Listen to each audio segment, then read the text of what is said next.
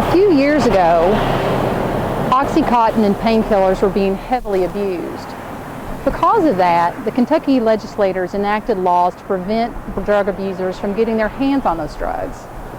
That strategy worked, but with it came a resurgence in the use of heroin. With heroin, we've had an increase in the number of overdoses in Shelby County alone. Last year in 2014, the number of young people who died from heroin overdoses more than doubled. According to the American Society of Addiction Medicine, drug overdose is the leading cause of accidental death in the United States. Over 47,000 people died from drug overdoses in 2014, and of those, almost 11,000 were due to heroin use. By comparison, only 32,000 people died on the nation's highways. Let's take a look at a local family and how this has affected them, and how you can be aware of the signs of heroin use, and how we can end stories like this.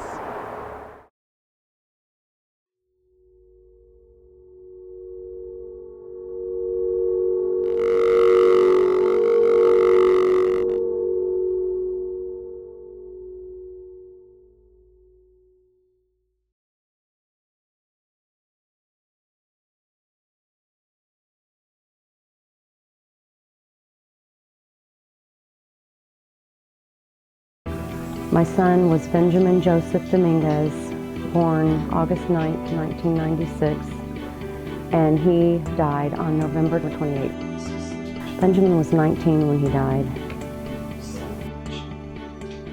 Benjamin started using drugs when he was a sophomore in high school.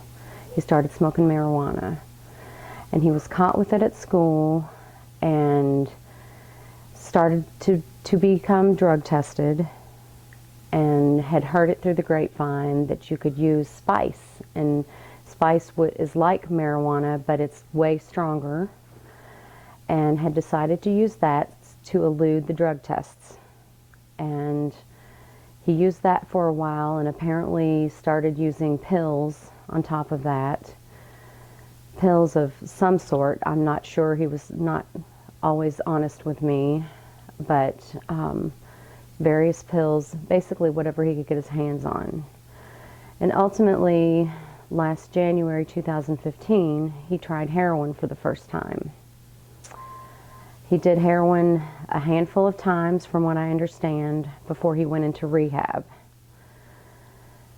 Of course, after rehab, he vowed never to do drugs again, but as we know, that doesn't always work the first time or the 10th time. And when was rehab? The rehab was between March and May, and then he went in for a second time of rehab through, let's see, he went in August and came out at the end of September, beginning of October. And he was still using drugs even after his second rehab. And went into jail. He basically got a DUI after the second rehab, went into jail for 40 days, and I think he was probably using drugs even in the jail. I had no idea that that was even possible, but apparently that's not the case. Then the Sunday before Thanksgiving, he was released from jail, and we were having a good week with Benjamin. We thought our Benjamin was back, and then unfortunately his best friend, who he was sober with, and his rock he called, ended up dying in a tragic car accident. But Benjamin vowed never to let that deter him from his sobriety, and he seemed very strong to us, but again, he had us duped. I went to work on Saturday morning and tried to call him all morning. No answer. I finally called my mom and said, please go check on Benjamin. And by the time she got here, he had locked himself in the bathroom, was unconscious, unresponsive, We kicked the door in, and he had overdosed on heroin. We found him that way. It is everywhere. It is not of a certain race, of a certain class, of a certain culture. Everyone across the board is found using heroin, regardless of any discrimination. I wouldn't want to say that heroin's in the schools. Based off of data, I mean, I don't think that that's been found nearly as much as marijuana or tobacco or alcohol. I would say heroin is a drug that people turn to after using those other gateway drugs. I don't think it's something found in the schools yet. I definitely would think since there was a law passed making prescription drugs so hard to get, it made heroin the drug of choice because nobody could get prescription pills. Prescription pills are $20 a pill, where heroin's only $5 a hit, $5 to $10. It's so much cheaper that it makes everyone want to do it. It makes the drug to turn to. You make more money if you put other stuff with it, and so as someone who's purchasing it from a dealer, you never know exactly what's going to be in it. The heroin is a problem that's been around for years, but it's becoming more of a problem. More people are using it. Prescription pills are very regulated now, and it's so expensive to get prescription pills. Heroin is a very cheap drug, easily accessible. That's becoming their drug of choice, their drug to turn to, because it's available and prescription drugs are not. Basically, over the last month to 2 months, we here at the Shelby County Sheriff's Office, along with other local law enforcement agencies, including the Shelbyville Police Department, the Simpsonville Police Department, and first responders, including the Coroner's Office, Shelby County EMS, and local fire departments, we have been responding to at least 1 to 2 overdose illnesses, or sometimes even deaths a day. And these occurrences are becoming more common in routine patrol for law enforcement officers and departments, not just in this area but surrounding areas as well. Basically around the 2012-ish mark, Governor Steve Beshear signed an executive order for the CASPER system, which is a reporting system that doctors use to keep track of prescription medication. And the reason that heroin has kind of resurfaced itself is because people that were dependent or maybe addicted to pain medication have found it now, since 2012, a little bit harder and tougher to obtain those prescriptions due to the tracking system that was placed in effect in 2012. Those prescription narcotics were an opiate-driven main ingredient type narcotic pill, and that's what heroin is. It's produced from an opiate, and that is what people are becoming addicted to. The numbers that you hear about heroin overdoses or heroin deaths, they have almost doubled this past year because of the struggle you are seeing with getting the prescription drugs, or that heroin is so accessible and so cheap, and those are the reasons why it's becoming such an issue and why the numbers are doubling. There's always the argument of marijuana, whether or not it's a gateway drug, but almost every single person I've talked to, whether it's in the jail or whether they're in recovery from heroin, they didn't start with heroin. They started with marijuana when they were 10 or when they were in high school, or they started drinking alcohol. And it was those decisions they made that led them to making other choices, whether it's trying spice or whether it's trying opiates. Those kind of decisions they made led them to using heroin. I think it sends a double standard or a confusing message to our youth when you legalize marijuana for recreational uses, and yet you tell people not to do drugs, but yet again you're legalizing it in other places, and that's I think problematic. I think there are people who use marijuana, and that's all they do. They just use marijuana. There are people who use marijuana, and then that's not enough, or there will be a gateway for them to experiment with more serious drugs such as heroin. And like I say, that's just it's an American problem. It started with My stepmom got me high with marijuana when I was very young, 12. Then I moved to Kentucky. I lived in Minnesota at that time. I moved to Kentucky when I was 13, and friends, we smoked a lot of marijuana. And then from there, my mom was an avid drug user, and she got cancer and was prescribed pain medicine, and she would give it to me. And then she had a family doctor, and she convinced me into going to him. So I went to him, and that's when I started doing, you know, a little bit here and there. My use didn't get real bad until my mom passed away in 2007. I used the pills as a coping mechanism, and then once they got too hard to find is when I went to the heroin, because it was easier to get and it was cheaper and you get more for your money. Once I got a clear head, I realized everything that I had messed up, you know. My kids, my 3 older kids are teenagers now. I want to make things right with them. You know, I don't want to be remembered as an addict. I want to be remembered for my recovery. So I want to make everything that I did wrong in that time, I want to make it right. Oh, Benjamin was an absolute doll baby.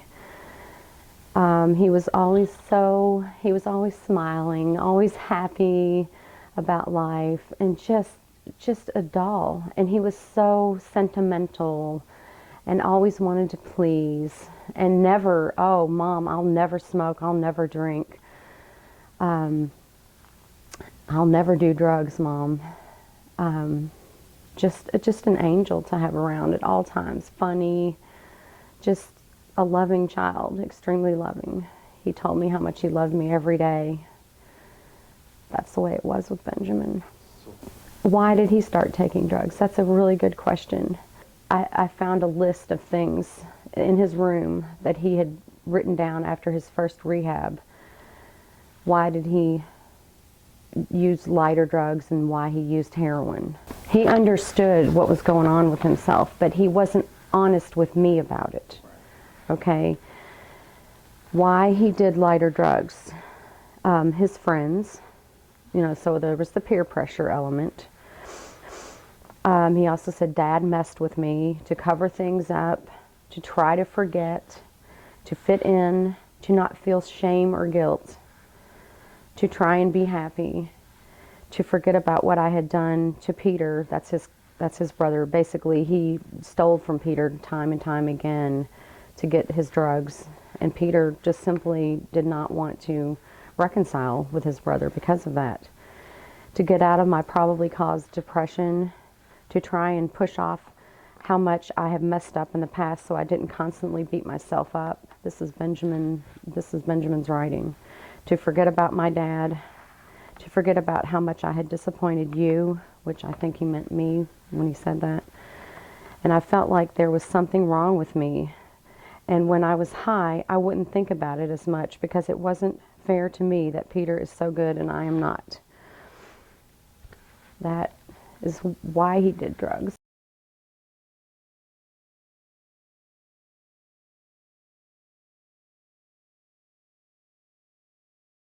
He was hurting for some reason.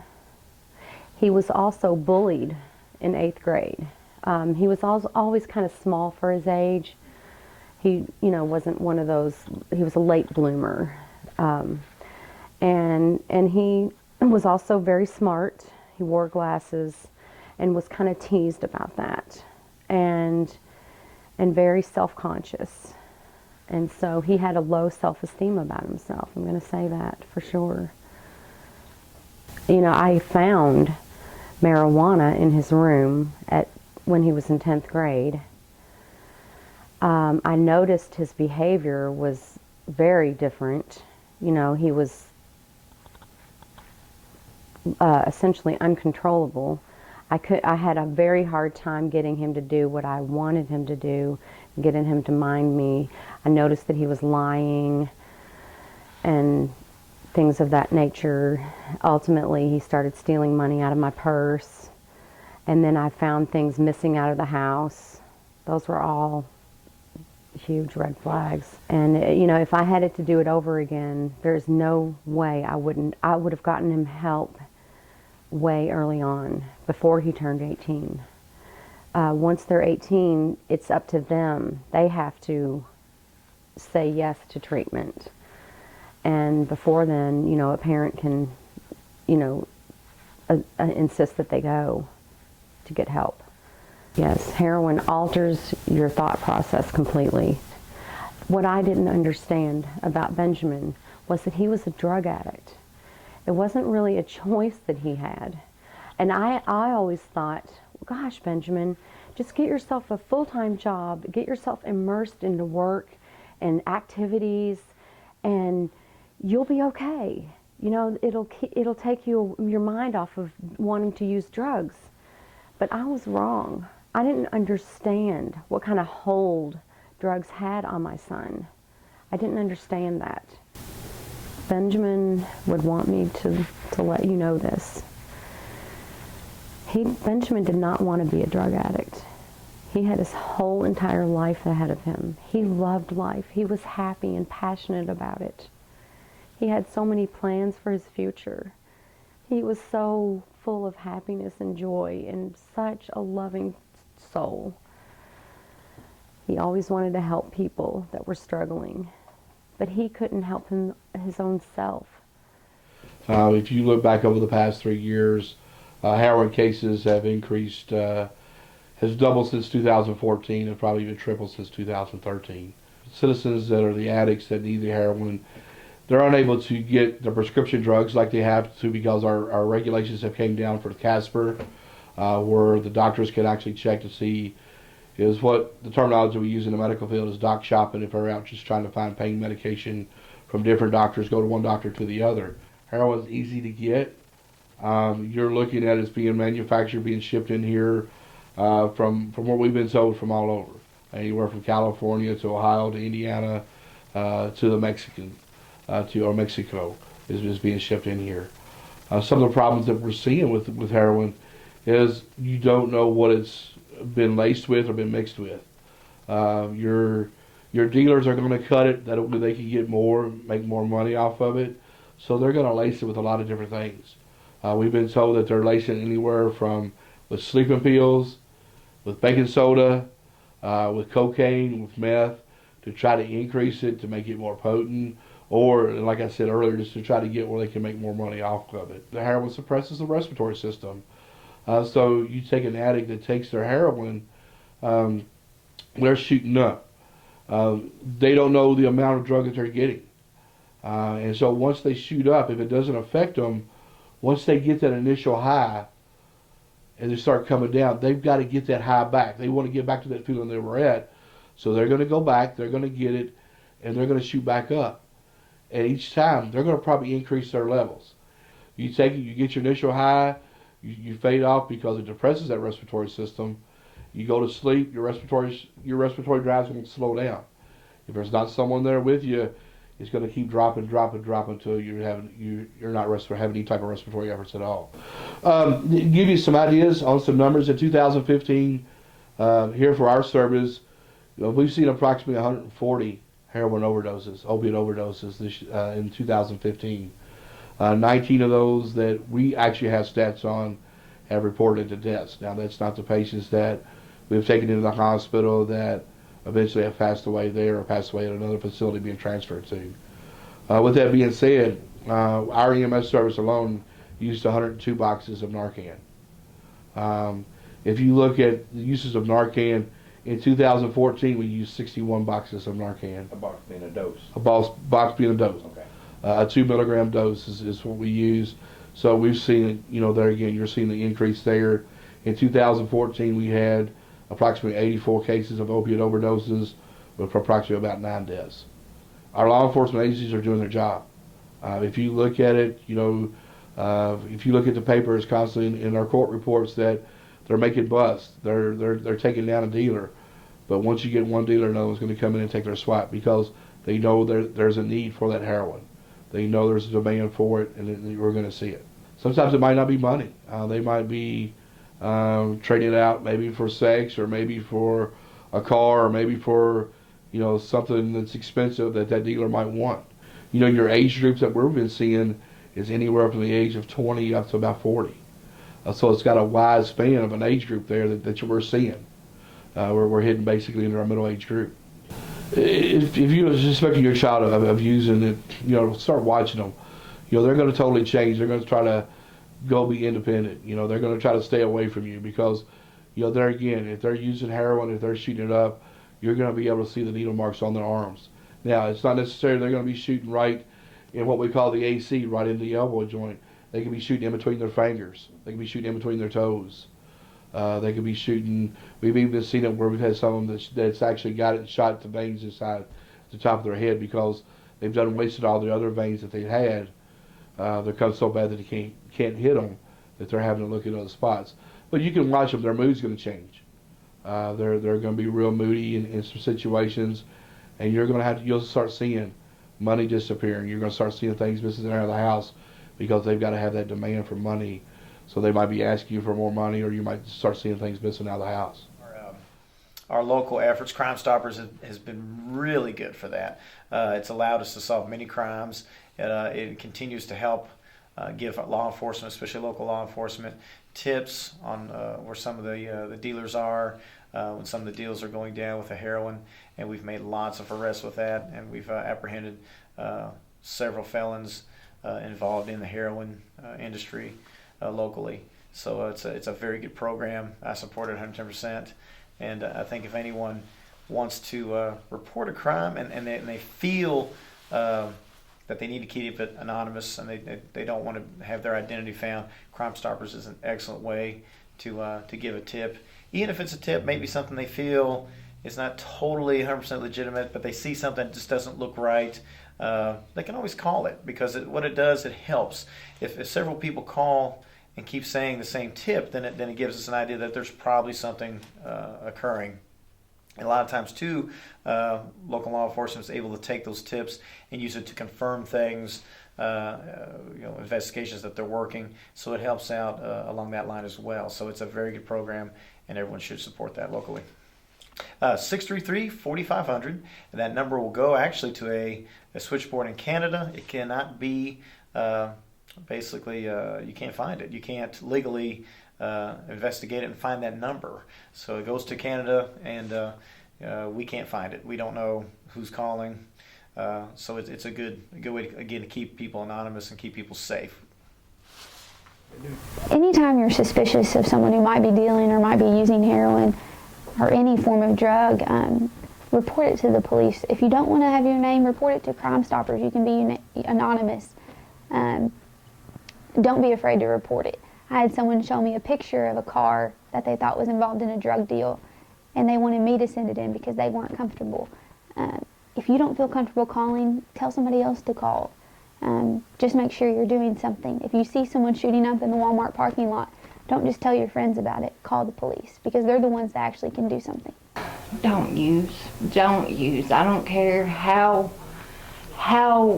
many friends use. I don't care how hard of a time you have. Don't use. Don't pick it up. It will destroy you. And before you know it, you use the first couple of times just because you want to, but then it grabs a hold of you and it takes your soul. It takes everything from you. I lost a previous boyfriend. He was shot in a drug deal.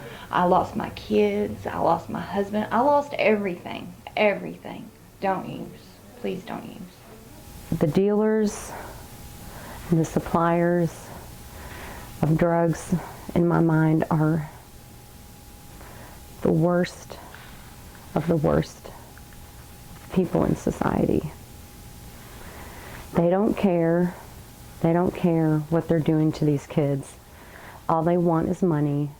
He would want you to know that, number one, if you've never picked up a drug in your life, don't do it. Don't even do it. Don't let friends, don't let anybody push you into it. Be strong. Don't allow that to happen. If you are using drugs, you need help. If you feel like you're addicted, you are. And you've got to get help. You cannot manage this on your own. It's not a choice for the drug user. Drugs are needed for the drug user like the air that they breathe. That's how strong addiction is.